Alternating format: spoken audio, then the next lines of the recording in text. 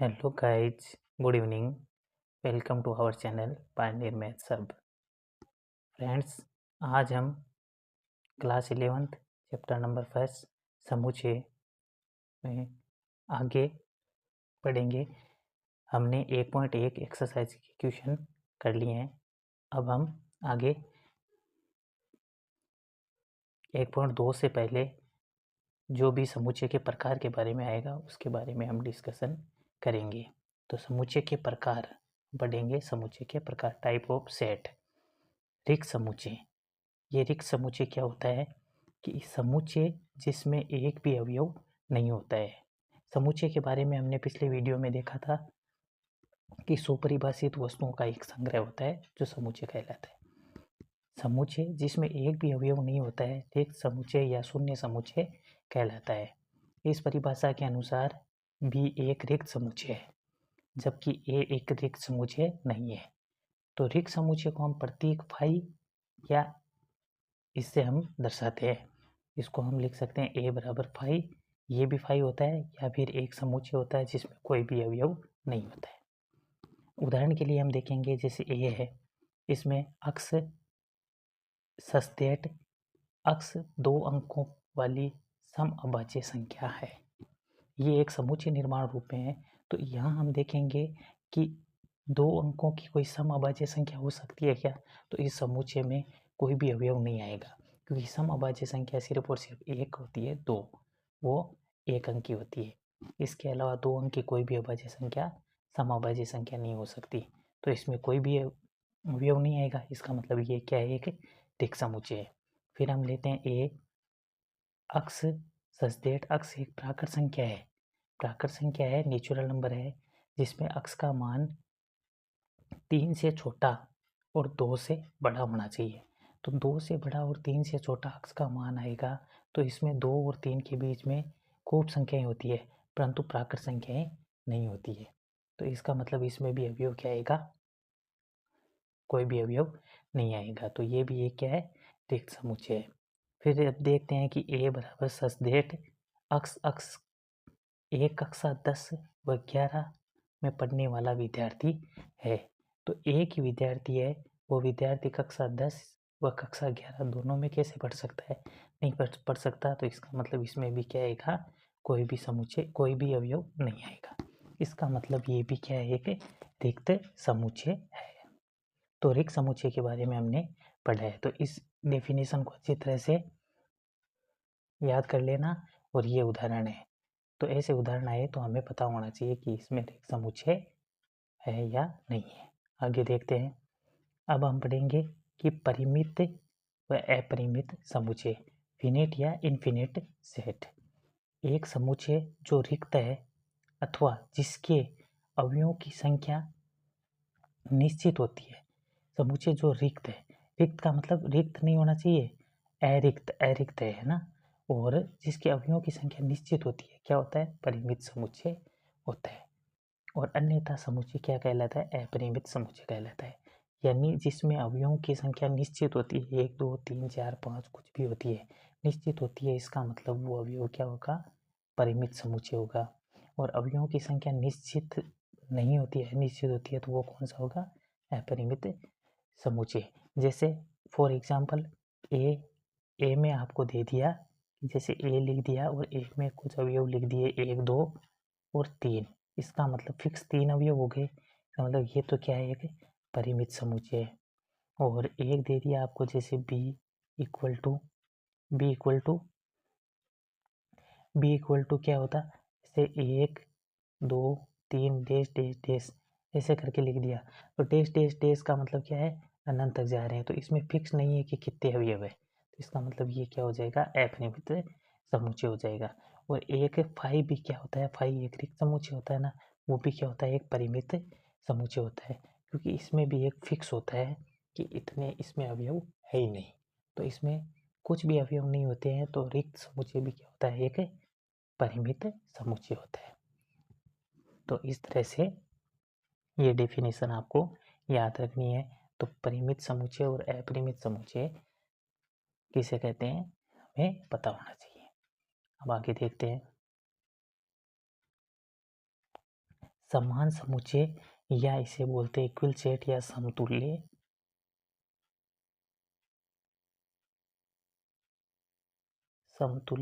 समुच्चय, यानी समुच्चय ए और बी समान कहलाते हैं यदि उनमें समान अवयव हो, और हम लिख सकते हैं ए बराबर बी, अन्यथा समुच्चय असमान कहलाते हैं और हम उसे लिखते हैं A is not equal to B. कहने का मतलब कोई भी अवयव ले लिया, जैसे ए अवयव ले लिया, उसमें अवयव ले लिया जैसे 1 2 3, और बी अवयव ले लिया हमने, उसमें भी अवयव ले लिया 1 2 3, तो इसका मतलब इसमें भी 3 अवयव और इसमें भी 3 अवयव है, तो इसको हम लिख सकते हैं ए बराबर बी। ये हो जाएगा आपके समान समुच्चय।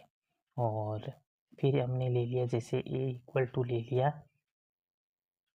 1 और 2, और बी इक्वल टू ले लिया 3 और 4, इसका मतलब 3 और 4, तो यहाँ पर A is not equal to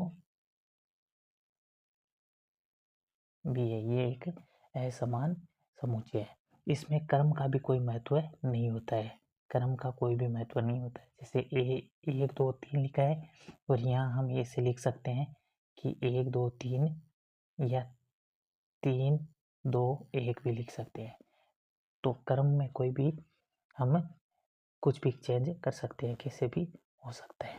तो इस प्रकार हमें पता होना चाहिए कि समतुल्य या समान समुच्चय क्या होता है। अवयव समान होने चाहिए और अवयवों की संख्या समान होनी चाहिए, और क्रम का कोई महत्व नहीं होता है। आगे देखते हैं, अब एग्जाम्पल करते हैं।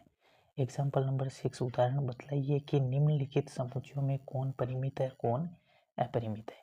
अब हमें बताना है कि इसमें परिमित कौन सा होगा और अपरिमित कौन सा होगा। तो देखो, सबसे पहले क्वेश्चन है कि x such that x belongs to N, N का मतलब होता है नेचुरल नंबर, प्राकृत संख्या। फिर बोला हुआ है कि x is no x minus 1 x minus 2 बराबर 0, तो इसको हम लिखेंगे, तो इसको अक्स माइनस 1 बराबर 0 को लिखेंगे अक्स बराबर 1, और अक्स माइनस 2 बराबर 0 को लिखेंगे अक्स बराबर 2। इसका मतलब इसमें अवयव क्या हो गए, 1 और 2 फिक्स हो गए, 2 अवयव। तो इसका मतलब ये कौन सा समुच्चय हो जाएगा, परिमित समुच्चय। दूसरा देखते हैं, दूसरा होगा अक्स स्क्वायर इक्वल टू 4, तो अक्स बराबर क्या हो जाएगा, प्लस माइनस 2। इसका मतलब ये भी क्या हो जाएगा, इसमें भी अवयव होगा प्लस के 2 और माइनस के 2। इसका मतलब ये भी फिक्स है, ये भी फिक्स है, तो ये भी क्या हो जाएगा आपके परिमित समुच्चय। फिर ये देखते हैं तीसरा कि x such that x belongs to N 2x minus 1 बराबर 0, 2n बराबर 0। यहाँ हम देखेंगे कि इसमें देखो कि अक्स बिलोंग्स टू एन में कर रहा है, अक्स बिलोंग्स टू एन में कर रहा है, इसका मतलब नेचुरल नंबर प्राकृत संख्या होनी चाहिए। तो अवयव तो 2 होते हैं, परंतु प्राकृत संख्या तो केवल 2 होती है, तो फिर भी फिक्स अवयव हो गया 2 है, एक ही अवयव होगा, ये फिक्स हो गया, तो ये भी कौन सा हो जाएगा, परिमित। इसे देखेंगे, कि x belongs to N 2x minus 1 बराबर 0, तो ये हो जाएगा अक्स का मान हो जाएगा आपके 1/2, 1/2, जो कि एक पूर्ण संख्या प्राकृत संख्या नहीं होती है। प्राकृत संख्या 1 से लेके अनंत तक जाती है, तो 1/2 प्राकृत संख्या नहीं होती है। तो इसका मतलब ये क्या हो जाएगा, ये हो जाएगा आपके पास में रिक्त समुच्चय, और रिक्त समुच्चय क्या होता है, परिमित समुच्चय। तो ये भी क्या हो जाएगा आपके परिमित समुच्चय। तो इसको भी हम क्या लिखेंगे, परिमित समुच्चय। फिर चौथा देखते हैं कि अक्स बिलोंग्स टू एन, अक्स एक अभाज्य संख्या है, अभाज्य संख्या है तो इसे हम क्या लिखेंगे, अभाज्य संख्या में 2, 3, 5, 7 डैश डैश डैश कितनी भी संख्याएं हो सकती है, फिक्स नहीं है। 2, 3, 5, 7, 11, 13, 17, 19, 23, 29 आगे जाके कितनी भी संख्याएं हो सकती है। इसका मतलब ये क्या है, एक अपरिमित समुच्चय, अवयवों की संख्या फिक्स नहीं है। फिर आगे देखते हैं, अक्स बिलोंग्स टू n और अक्स एक विषम है, तो इसमें भी हम लिखेंगे कि अक्स एक n प्राकृत संख्या और विषम होनी चाहिए। तो 1, 3, 5, 7, 9, 11, 13, 15, 17, 19 डैश डैश डैश ऐसे करके इसमें भी फिक्स अवयव नहीं है। विषम है तो विषम तो कितने भी हो सकते हैं, इसका मतलब ये भी क्या है, एक अपरिमित समुच्चय है। तो फ्रेंड्स, इस क्वेश्चन को हमने देखा कि कौन सा परिमित समुच्चय है और कौन सा अपरिमित समुच्चय है। इस तरह से हम इस उदाहरण को करेंगे। अब आगे देखते हैं कि समान समुच्चयों के युग्म छांटिए, यदि ऐसा कोई युग्म है तो कारण भी बताइए। यानी a बराबर 0 दिया गया है, 0 दिया गया है, इसका मतलब इसमें एक अवयव है। b बराबर दिया गया है अक्स का मान, इसमें क्या लिखेंगे, अक्स का मान एक तो 5 से छोटा और अक्स का मान बड़ा होना चाहिए 15 से। अब ऐसा कोई मान है अक्स का मान जो 5 से तो छोटा होना चाहिए और 15 से बड़ा होना चाहिए। तो 15 से अगर बड़ा होगा तो वो 5 से छोटा कैसे होगा, तो इसका मतलब इसमें क्या होगा, इसमें कोई भी अवयव संभव नहीं है। तो इसका मतलब ये क्या है, इसमें एक रिक्त समुच्चय है, फाई है। इसमें देखेंगे सी में, तो सी का हम लिखेंगे, देखो ए का तो हमने लिख दिया, ए का तो हो गया 0, बी का हो जाएगा आपके पास में 5, सी का क्या होगा, सी का हो जाएगा अक्स बराबर 5, तो सी का हो जाएगा 5। डी में क्या लिखोगे, डी में लिखोगे अक्स स्क्वायर इक्वल टू 25 है, तो अक्स का मान क्या लिखोगे, अक्स का मान लिखोगे डी बराबर, का मान हो जाएगा आपके पास में +5 -5। ई में क्या लिखना है, ई में लिखोगे अक्स समीकरण अक्स स्क्वायर -2x -15 इक्वल टू 0 का एक धन पूर्णांक मूल है। पहले तो इस समीकरण को हम सरल करेंगे, अक्स स्क्वायर -2x -15 बराबर 0। 15 के ऐसे टुकड़े करेंगे कि जोड़े या घटाए तो 2 आना चाहिए। तो अक्स स्क्वायर -5 दिए 15, 5 दिए 15 यानी 5x +3x -15 बराबर 0। अक्स कॉमन लिया, अक्स -5 +3 कॉमन लिया, तो अक्स -5 बराबर 0। तो यहाँ से हम लिखेंगे अक्स -5 और एक आ जाएगा अक्स +3 बराबर 0। तो ए का मान आ जाएगा आपके पास में। फिर इसमें बोला अक्स के 2 मान आएंगे, एक तो आएगा +5, एक आ गया -3। इसमें हमें कौन सा लेना है कि धन पूर्णांक मूल लेना है, इसका मतलब हम लिखेंगे ई का मान क्या आएगा, +5। अब इसमें से हमें बताना है कि कौन कौन सा समान है। तो देखो इसमें समान दिख रहा है आपको, सी बराबर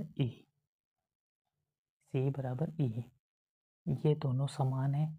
और समान क्यों है, क्योंकि कारण अब लिखोगे क्योंकि दोनों में अवयव क्या है, क्योंकि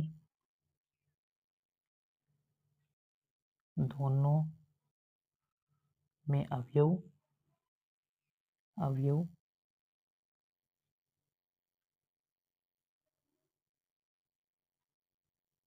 समान है। दोनों में अवयव क्या है? समान है। इसलिए ये क्या हो जाएगा? समान समुच्चय हो जाएगा। तो इस प्रकार इस उदाहरण को हम करेंगे। अब आगे देखते हैं।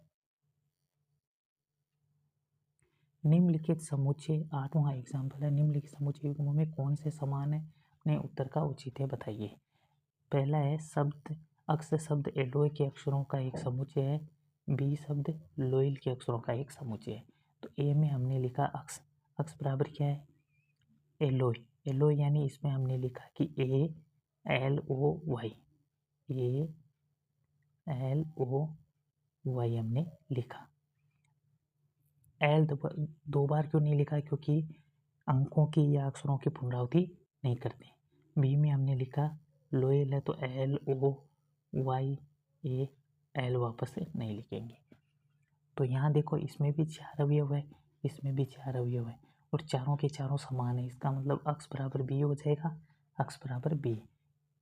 अक्ष बराबर बी क्यों होगा? क्योंकि समुच्चय अक्ष और बी में अवयव समान है और हम कह सकते हैं कि अक्ष बराबर बी होगा। तो इस प्रकार ये एग्जाम्पल हम करेंगे। इसका दूसरा पार्ट है कि निम्नलिखित समुच्चय युग्मों में कौन कौन से समान है? अपने उत्तर का औचित्य बताएं। तो यहाँ हम ए में लिखेंगे n belongs to Z, n square is less than equal to 4। तो ए में हम लिखेंगे कि n का मान क्या आएगा? पहले तो n का मान आएगा आपके लेस देन प्लस माइनस 2। क्यों आएगा? क्योंकि n करेंगे तो इसका 4 का वर्गमूल हो जाएगा प्लस माइनस 2। यानी n का मान लेंगे हम। n का मान एक तो माइनस के 2 और n का मान बराबर माइनस के 2। फिर n का मान प्लस का 2 और n का मान 2 से छोटा। अब यहाँ से हम लेते हैं, जब बराबर लेते हैं तो इनमें कौन कौन सी संख्या आएगी? ए के बारे में देखना। ए बराबर समुच्चय में कौन कौन से अवयव आएंगे? 2 के बराबर है तो पहले हमने 2 ले लिया, 2 ले लिया। फिर 2 से छोटा 1, 2 से छोटा 0, फिर -1, फिर माइनस के 2। अब माइनस के 2 तक ही लेंगे क्योंकि ये वाला हम इसमें अगर जब हम ये ले रहे हैं 2 से छोटा ये ले रहे हैं तो ये वाला हम नहीं लेंगे। ठीक है, तो ये वाला नहीं लेंगे तो ये प्लस वाली संख्या लेंगे, माइनस वाली संख्या नहीं लेंगे। कि 2 से छोटा तो 2 से छोटा n का मान 2 के बराबर तो 2 के बराबर हो गया। 2 से छोटा 1, 0, -1 और -2 तो n का मान 2 -2 के बराबर तक ही लेंगे, इससे छोटा नहीं लेंगे। ठीक है, तो ये a का मान आ गया। अब b का मान देखो। b का मान देखेंगे तो b में अवयव है आपके अक्स स्क्वायर माइनस के 3x प्लस के 2। तो इसको हम सरल करेंगे प्लस के 2 बराबर 0। तो अक्स स्क्वायर माइनस के 2x माइनस का अक्स प्लस के 2 बराबर 0। इसको हमने सरल किया, यहाँ अक्स कॉमन लिया, अक्स का भाग दिया, अक्स -2 माइनस का 1 कॉमन लिया तो अक्स माइनस के 2 बराबर 0। तो यहाँ से आ जाएगा एक तो अक्स -2 और एक आ जाएगा अक्स -1 बराबर 0। तो अवयव कौन कौन से आए? बी में अवयव आएंगे आपके, एक तो आ जाएगा प्लस का 2 और एक प्लस का 1। तो ए में तो अवयव आया माइनस के 2, माइनस का 1, 0, 1 और 2। इसमें आया बी में आया 2 और 1। तो इसमें देखो 2 1 है, इसमें 2 1 तो है, परंतु ये वाले यार ये ए वाले ये अवयव इसमें तो नहीं है। इसका मतलब A is not equal to B. Is not equal to B. बराबर क्यों नहीं है? क्योंकि अवयवों की संख्या समान नहीं है, अवयव समान नहीं है, इसलिए ये क्या हो जाएगा, एक असमान समुच्चय हो जाएगा। तो इस तरह से हमने इस क्वेश्चन को सरल किया। तो फ्रेंड्स, आज